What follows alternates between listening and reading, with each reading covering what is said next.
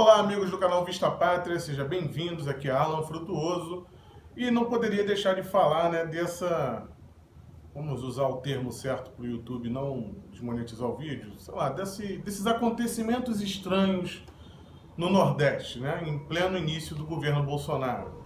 E antes de tudo, para a gente entender qual o objetivo, quem está por trás disso que está acontecendo no Ceará, e não só no Ceará, se vou falar disso no vídeo, a gente tem que se perguntar por onde anda o Zé Dirceu.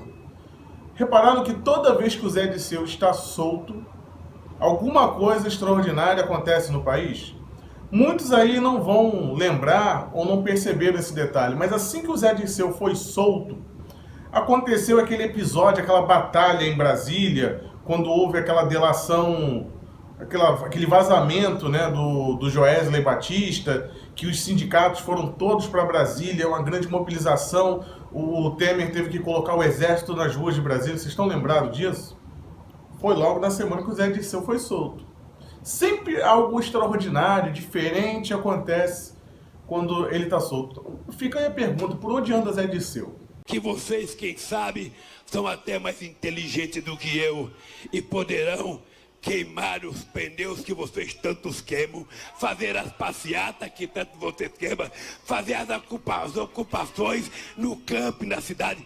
Mas para falarmos especificamente do Ceará, a gente precisa entender como é que está funcionando aquilo lá, como aquilo está abandonado nas mãos da criminalidade. Hoje o Ceará é dominado por 4 facções criminosas. Então, entre elas, o Comando Vermelho do Rio de Janeiro, Comando Vermelho, que nasceu lá em Ilha Grande, com a ajuda dos militantes comunistas. Então, Comando Vermelho, PCC, GDE, que são os Guardiões do Estado, e a Família do Norte, que também tem uma pequena influência ali no estado do Ceará. Eu vou deixar o mapa aí na tela. Esse mapa foi desenvolvido pela Secretaria de Justiça e Cidadania. Se eu não me engano, esse é o nome da Sejus.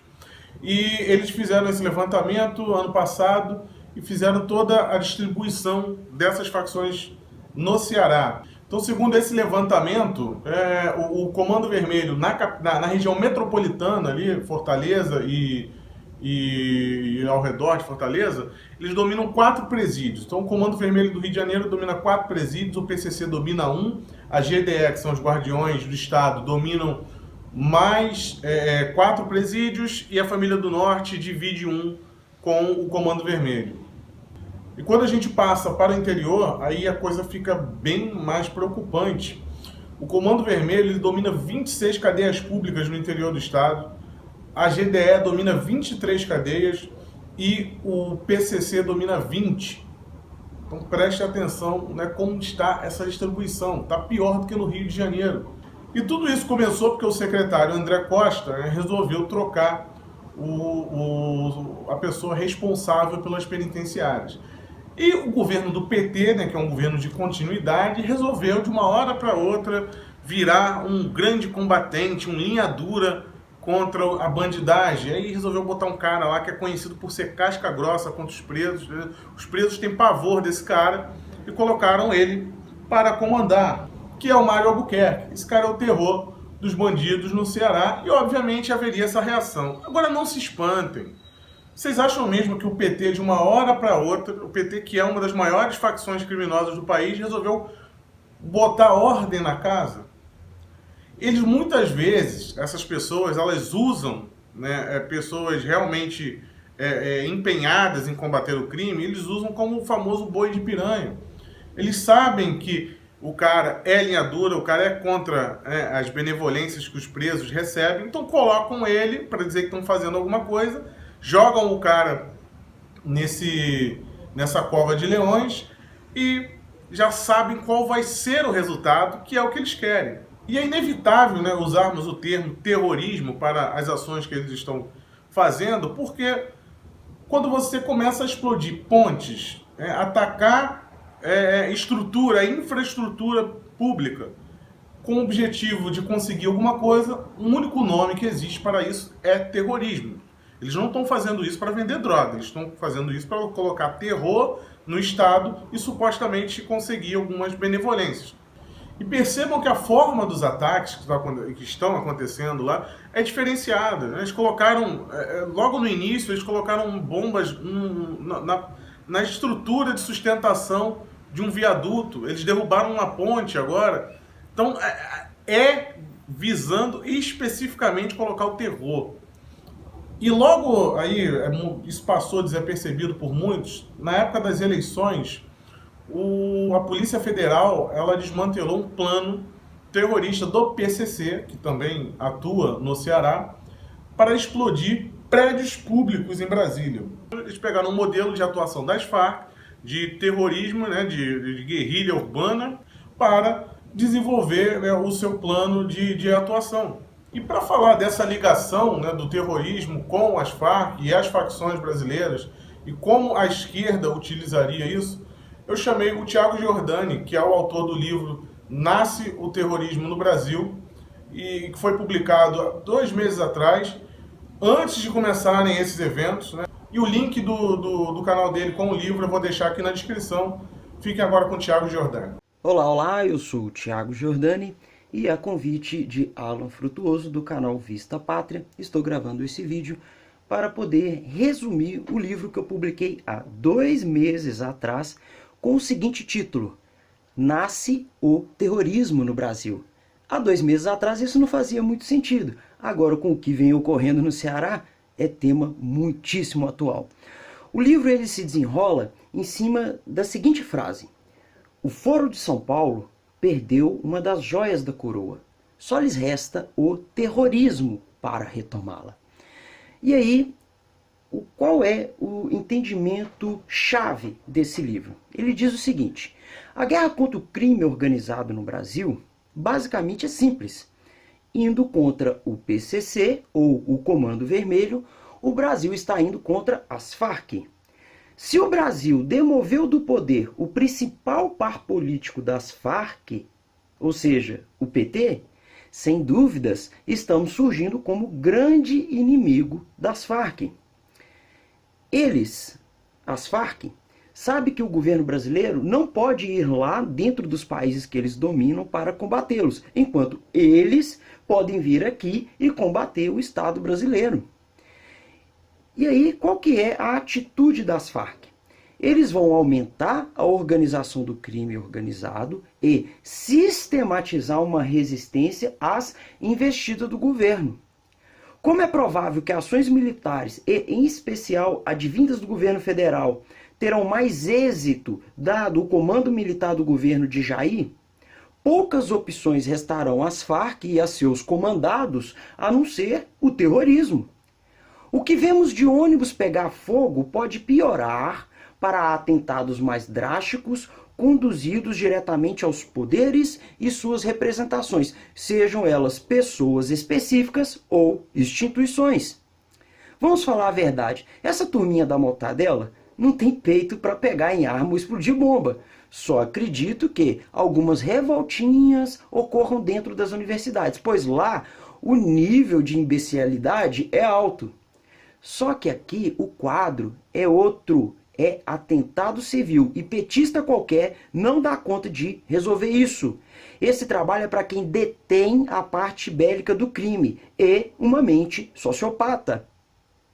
Sem dúvidas, um dos sócios majoritários do Foro de São Paulo não vai deixar barato o governo Messias atacar o crime aqui dentro e cortar assim os bilionários envios de grana do Brasil às suas nações coagidas. A fim de destruir a opinião pública brasileira quanto ao governo Messias, as Farc intensifica sua réplica na resistência às investidas do governo brasileiro contra o crime organizado. O que ocorre? O Brasil, nesse cenário, se torna incômodo a significativa parte da geopolítica sul-americana.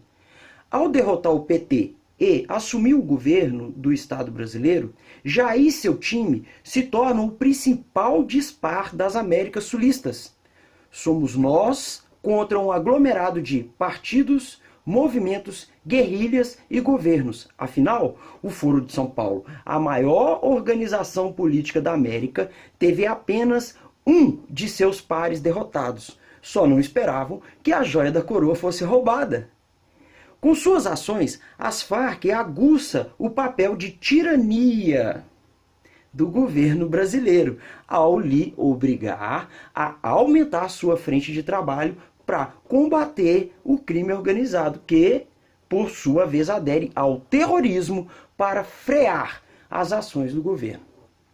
Se ainda não ficou claro, é conveniente ao Foro de São Paulo, ou seja, a um grupo esquerdista gigantesco, que aqui no Brasil a repressão ao crime organizado se torne uma situação impopular dentro do país. A resistência das Farc é o marketing que precisam para iniciar a campanha impopular a Jair Messias Bolsonaro, enquanto tentam literalmente implodir o Brasil. Eles, ou seja, as Farc, só precisam do conflito em pequena escala já é o suficiente. Isso permite que surja outro interlocutor popular brasileiro que consiga diálogo. Esse discurso em uma campanha eleitoral seria perfeito a qualquer um dos esquerdistas e, partindo dos atores de hoje, se não for Lula, adivinha quem será? Ciro Gomes. Só falta ele para assumir a presidência dos compadres do Foro. Com o vertiginoso surgimento do terrorismo no Brasil, devido a essa política tirana de Bolsonaro, só tem um salvador. Nos dias de hoje, não sendo Lula, o senhor Ciro Gomes, ou algo genérico. Somente com a joia da coroa nas mãos, a esquerda vai descansar. Eles são a resistência. A falta de êxito no atentado ao Bolsonaro foi mais catastrófica que a esquerda podia imaginar. E ele, por fim, assumiu o poder. Afinal, já que não tiveram o êxito de matar Jair enquanto candidato, abrindo via total a perniciosa dança das cadeiras esquerdistas, agora que perderam a joia da coroa, o inimigo deixa de ser Jair em específico e passa a ser o seu governo por completo. Nessa hora que entendemos que às vezes era melhor deixar os comunas em paz, marcar 13 nas urnas e entregar novamente o país ao PT e devolver pacificamente o Brasil ao Foro de São Paulo. Só que Jair não morreu naquele ataque.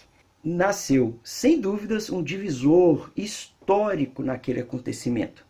Devido ao ato falho da esquerda de não cumprir a missão de extinguir o mal pela raiz, ao rifarem sua sorte com a falta de êxito no atentado a Jair, eles se veem obrigados a combater o Estado brasileiro. Eles são a resistência. Essas palavras que eu acabei de ler são palavras que estão dentro do livro, e lembrem, esse livro foi escrito e publicado na internet há 2 meses atrás. Eu escrevi ele do dia 28 de outubro até o dia 1º de novembro e o publiquei logo na sequência. A sua versão eletrônica está disponível, a videoleitura completa deste livro também está disponível e a versão impressa, essa sim, eu estou realizando uma campanha de arrecadação e no site Catarse, quem tiver interesse, a partir de R$10 pode ajudar para que esse livro tenha sua versão impressa. Mas a eletrônica está disponível para todos vocês há 2 meses. E aqui eu gostaria de deixar um recado. Todas essas pessoas que receberam esse material 2 meses antecipado e que agora estão vindo aqui na internet fazendo análises baseadas nesse material sem me dar a devida referência ou o devido crédito, é uma pena, tá certo? E eu gostaria de deixar os elogios e os agradecimentos ao Alan Frutuoso do canal Vista Pátria, que esse sim me convidou para poder vir aqui fazer um resumo do livro. Deus abençoe a todos, Deus abençoe o Brasil, pois vamos sim precisar muito disso.